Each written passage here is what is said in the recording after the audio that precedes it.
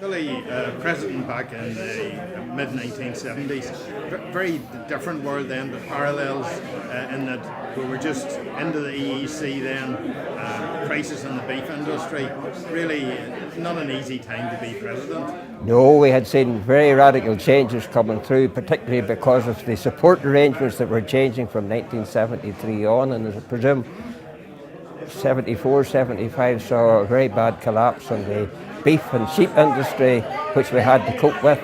Also in the intensive industry, the pig and poultry sector that had grown on the basis of cheap grain coming across the Atlantic, that was cut off, and prices of grain inside about 12 months went up from roughly 30 odd pounds a tonne to about 70 pounds a tonne. That had to be absorbed, and it was only absorbed by the industry becoming more efficient.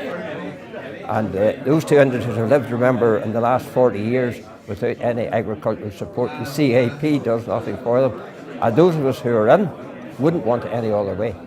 But those are problems that would be beyond any president of the UFU to solve. What did farmers do? Because beef prices had literally gone through the floor. Farmers were left without an income with animals that were worthless. Well, I mean, I can remember suckle calves being sold in our local market in Ballyclare, and they were literally bought 100% to go straight to the local meat plant to be slaughtered for whatever they were worth.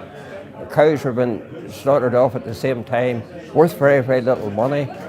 I presume at that time, to think back, that was the crunch period for some men who looked for jobs and became part-time farmers and let their land.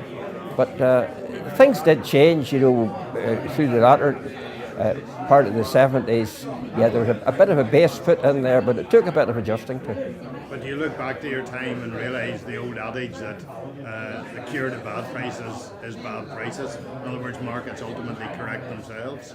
Of course, the market will always correct us. I mean, you can beat everything else, but you can't beat the market.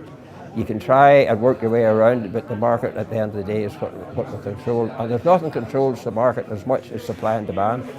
But the UFU today, different organisation, more professional in many ways, but still a key part of the farming industry. Oh, very much so. At that time, we still were really feeling our way into Europe. We hadn't made our voice that well heard up to that time. Along with the NFU, we're just to establish the situation in Europe. We still had price review meetings in Whitehall, although we had joined Europe in 73, but the main emphasis on getting something for the industry was through Whitehall, who in turn worked on our behalf in Brussels. It's hard to believe it was so long ago. Yes, I know.